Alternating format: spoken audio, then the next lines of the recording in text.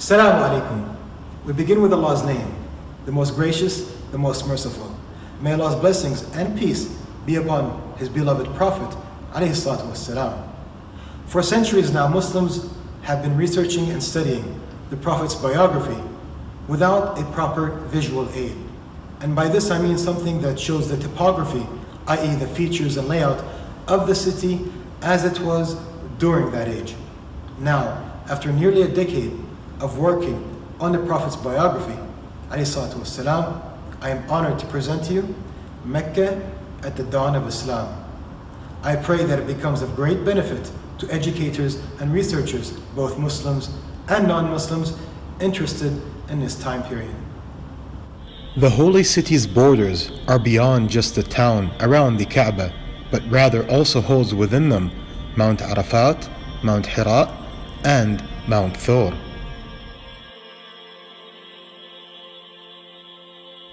For a decade, the early Muslims were oppressed, persecuted, tortured, and boycotted for nothing more except their faith, for testifying that there is no God except Allah and the Prophet Muhammad is His messenger.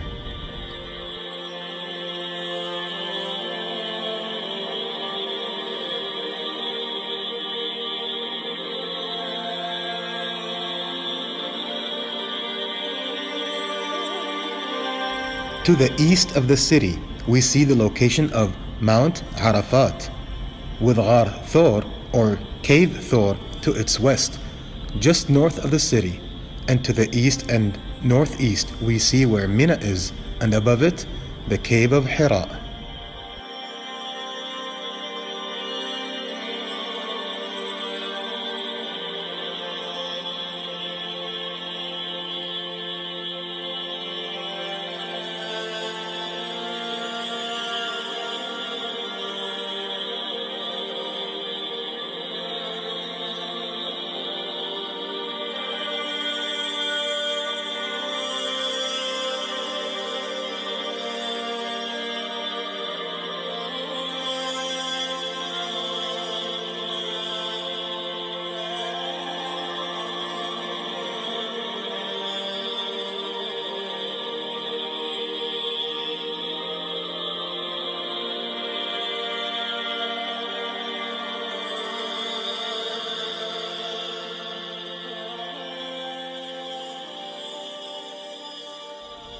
The Kaaba covers, called the Kiswa, at the time were various high-quality fabrics of different colors draped over its walls. The Zamzam well, water, is raised here for illustration, but is usually far lower and deeper in the well. They also had constructed two basins which they filled with water next to the well. The one closest to the Kaaba was used for drinking, and the one furthest from the Kaaba, next to the well, was used for washing.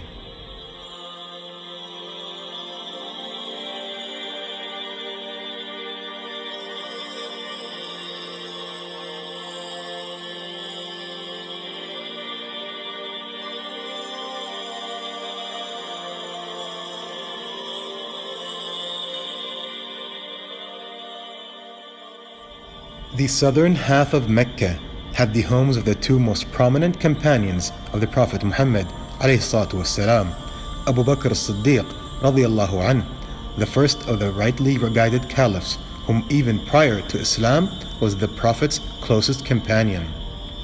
To his west, at the base of Mount Umar, was the home of Al-Khattab, where the great Umar ibn al-Khattab radiyallahu anh, the second of the rightly guided caliphs, was born and raised. Moving north towards the heart of Mecca, we have the two Ajyad valleys to our east, and the Kaaba centered in the valley of Bekka. To the west of the Kaaba, we have Dar al-Nadwa, which was their house of congress, where all major decisions were made in a meeting that would include all the top noblemen of Quraysh.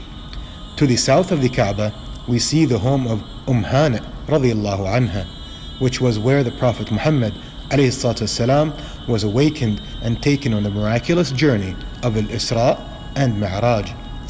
To her east are the homes of Abdullah ibn Jad'an, where the Fudul Pact had taken place, when the Prophet Muhammad was 15 years old. And further into the Ajyad Wadi, we see the home of Uqba ibn Abi Mu'ayt, one of the Prophet's severest enemies. Further to his east is the home of Abi al-As and his wife Zainab radiallahu anha, the daughter of the Prophet Muhammad alayhi salatu wassalam. In the opposite valley to their north is the home of the wickedly evil Abu Jahl.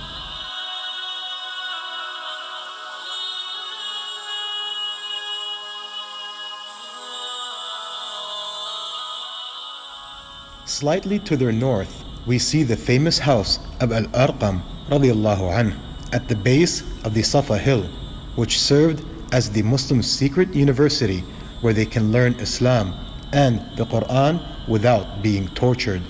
To the north of the Kaaba and the Zamzam well, we see the famous Bani Shayba gate, which is the northern main gate into the Kaaba area. Moving further north, we see the Bani Hashim valley appear to the right, but before that we have the second and more famous home of Al-Abbas radiallahu anhu, which lay on the path between the Safa and Marwa, and currently its location is to the right of those going from the Safa to the Marwa when performing sa'i at the first green light where men start to jog or run. Further north we see the location of Khadija radiallahu anha, wife of the Prophet Muhammad alayhi salatu wassalam, in a prominent neighborhood. In the same block at the base of the Marwa hill and facing the path, we see the home of Abu Sufyan radiallahu anhu. Just north of him and also at the Marwa hill, we see the home of the oppressive and corrupt Utbah bin Rabi'ah, one of the worst neighbors one could imagine. And the closest to the home of Khadija was the house of Mu'tib bin Abi Lahab, who unlike his evil father eventually did embrace Islam. Then to their east, at the entrance to the Bani Hashim valley, we see the house of Abdullah, the Prophet's father, and where he sallallahu alaihi wasallam was born. Further into the mouth of the valley, we see the home of his protective uncle Abu Talib, and at the base of the mountain is the home of his evil uncle Abu Lahab.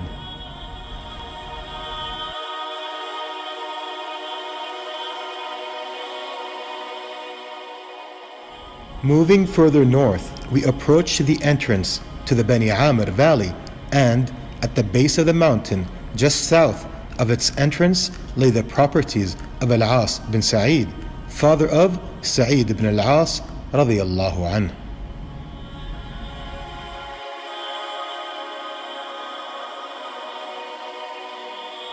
Leaving the Bani Amr valley, to our east and facing directly north, we see what I call the Red District, which is an area where adultery tents with red flags on them were located, and generally a rather sinful place. Then to the east we have the sheep market just outside the mouth of the Bani Amr valley. And in the distance ahead is the graveyard, and it is in this graveyard near the base of the mountain where Khadija radiallahu anha was buried.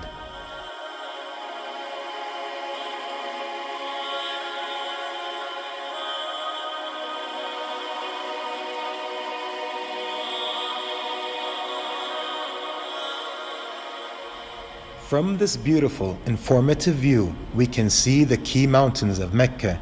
What is important to highlight is that north points to the right of the screen in this view, and south is to the left. Straight ahead and up from this viewpoint are the western mountains. It is relevant to note that Mount Hind, Mount Delma, and Mount La'la' are all parts of Mount Qawalies and are commonly simply referred to as Mount Qawalies. Likewise, it's clear from this view that the Safa hill is actually at the base of Mount Abu Qubais, which is the famous mountain where Allah's Messenger sallallahu alaihi wasallam first declared publicly his call to Islam, while standing on top of it and facing the city and the Kaaba. This next group of labels shows the other key locations, such as some of the famous wells, markets, and main routes in and out of Mecca.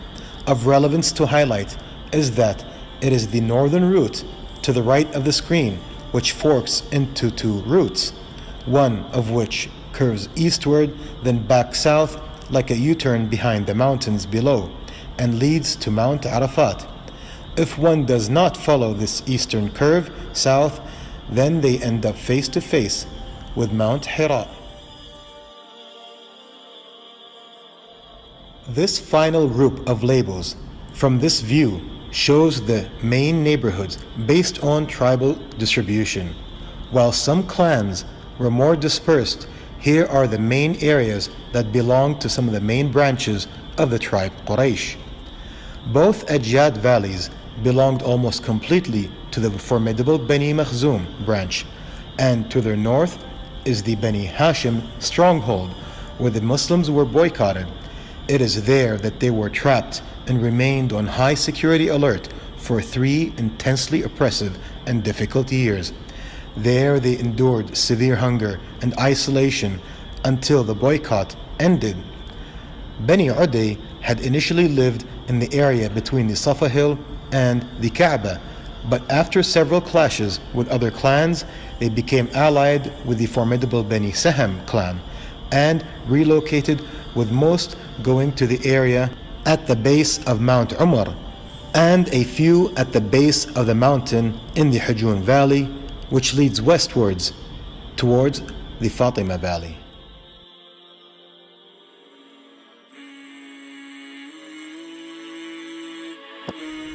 From Khadija's home, the Prophet in his final years before prophethood would exit the northern path of Mecca and head to the cave of Hira, which was rather difficult to reach and located at the top of Mount Hira. It is there on that destined blessed night in the holy month of Ramadan that the first verses of the Quran were revealed. There, high on top of Mount Hira, the ayat descended. After Muhammad's prophethood, ﷺ, he was met with severe resistance. Then, after 10 years of severe oppression, persecution, and torture, Allah gave permission for migration to Medina. Meanwhile, Quraysh plotted to kill the Prophet Muhammad ﷺ and chose a group of nobles from amongst them to perform this evil act. As the great and courageous Ali bin Abi Talib radiallahu anh slept in the Prophet's bed as a deception, the Messenger of Allah sallallahu alayhi wasallam made his way to the home of Abu Bakr radiallahu anh, who had already prepared everything for the journey. From Abu Bakr's home, the Prophet and Abu Bakr moved south out of Mecca towards the cave of Thor. When Quraysh became aware that their target was no longer in a city, they sent urgent search parties throughout the land and placed a large ransom for anyone who would find and kill the Blessed Prophet ﷺ. For 3 nights, Allah's Messenger ﷺ and Abu Bakr radiallahu anh hid in Ghar Thor, after which they took the long and dangerous journey to Medina. It was only after this migration that the call to prayer was established publicly and Islam grew strong and eventually liberated Mecca. Mecca, which remains the holiest city in Islam, and pilgrims till this day perform Hajj every year and praise Allah night and day.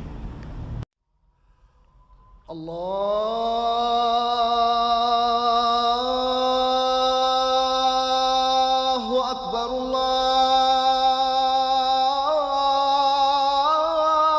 Allahu Akbar.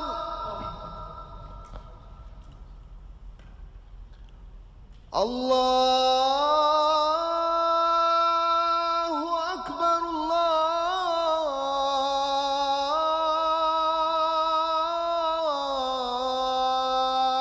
Allahu Akbar.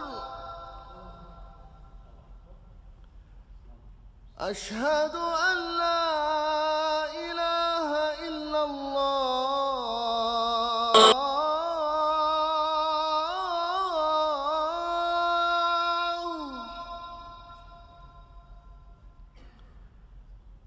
أشهد أن لا إله إلا الله.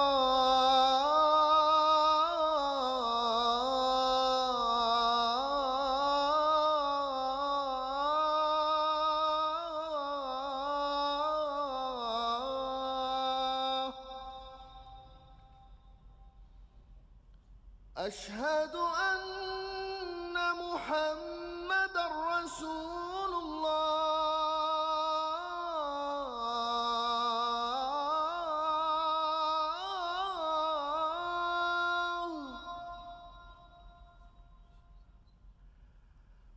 أشهد أن محمدًا رسول الله.